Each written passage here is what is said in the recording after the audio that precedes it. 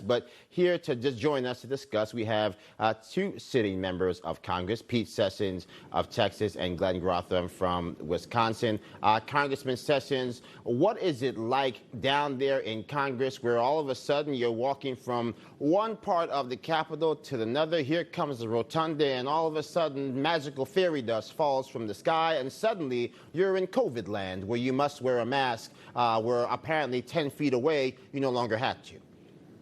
Well, the bottom line, Joe, is that every single member should be able to be given their own authority and responsibility. When you're sitting back on an aisle all by yourself, we're required to wear a mask. We spent 7 hours apiece on the floor in the last 3 days that we were there, the entire time with the mask on. And it is not necessary. It is necessary that as we move back and forth, but they have this hard and fast rule: you have to wear a mask if you're on the floor. And I think it's a bad idea. And once again, it goes back to what Speaker Pelosi and President Biden want, and that is to judge and ruin our life. Well, to that point, it's the job of the House of Representatives to do the people's business. That's why it's called the People's House. It seems that there would be a long list of priorities before trying to force fully vaccinated members of Congress to wear a mask for the purposes of virtue signaling to the public. You've got roads and bridges that are crumbling. The Speaker has already declared that even if the infrastructure bill in the Senate gets passed, she will literally hold it hostage unless she gets $4.5 trillion to do with what she wants, redefine the word infrastructure with human infrastructure. What do you think are the prospects for getting that infrastructure bill out of the Senate passed, particularly when you look at that slim majority? Are there Democrats of good conscience who will look the Speaker in the face and say, you've lost your mind? Well, yesterday alone, we were told that we would have this vote on the infrastructure. The votes do not exist well within their party, and that is because $3.5 trillion will help further bankrupt this country. But it opens up what they call human capital, to where there will be an incredible amount of money, free education that would be at community colleges, continuing to pay people up to several $1,000s a year, direct payments for their children. And if we continue down this pathway, it means that the Democratic Party, the mainstay of the Democratic Party, will fall victim to the socialist and the communist in their parties, and they will pay the price. So the votes do not exist today on the floor of the House. Speaker Pelosi had us there all day yesterday, and we finally, because there could not be a decision made, we all just went home. I want to bring in Congressman Glenn Grotham from Wisconsin to discuss as well. Congressman, just talking with Congressman Sessions here, you've been in Congress, you've spoken to your colleagues. There is such a slim majority. There is such broad, nonpartisan, transpartisan, bipartisan agreement amongst the public that our roads, tunnels, bridges, and broadband are in desperate need of repair. How is it that we seem to find such a paralyzed political conversation down in D.C. when there's so much agreement? Well, first of all, I'm not sure that there's all that much agreement that we have to spend anywhere near that amount of money. Furthermore, the Republicans are afraid of inflation. They see a situation in which young people are no longer able to afford a house, not to mention necessities like energy and food going through the roof. So the Republican attitude is we have to spend a certain amount of money, but not unlimited money.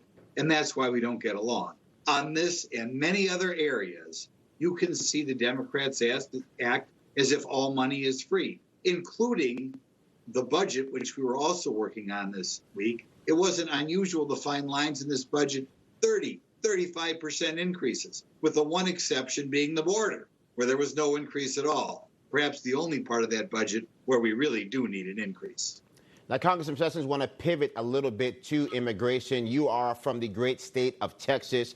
You are ground zero for the fentanyl that is streaming across our border, courtesy of these Chinese government.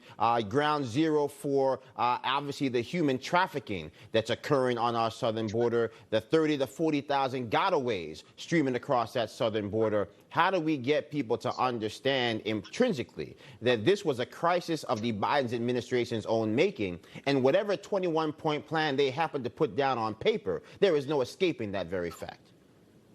Well, the vice president was put in charge of this, and her plan for fixing the border is a fraud.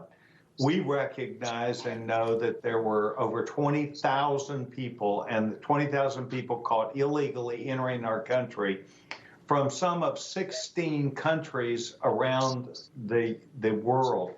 They now have moved to where they have private jets waiting for people to take them around the United States with cash and money. Oh, if you have COVID, too bad, get on the plane either way.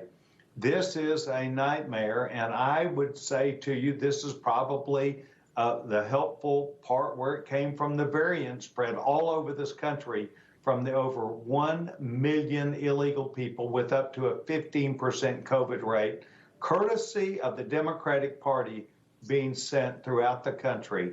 And it is a nightmare. It is a crisis, and one which the Biden administration and every single Democrat, except for one, and that's Henry Cuellar, is simply going to turn their back on because of politics. Henry Cuellar lives there in Laredo and understands firsthand the damage that it is causing to families, to schools, and to communities who are having to pick up the cost for all of this crisis. Now, Congressman Grothman, I'll come to you because, again, you see the spike in overdoses that we experienced in this past year. It's only getting worse.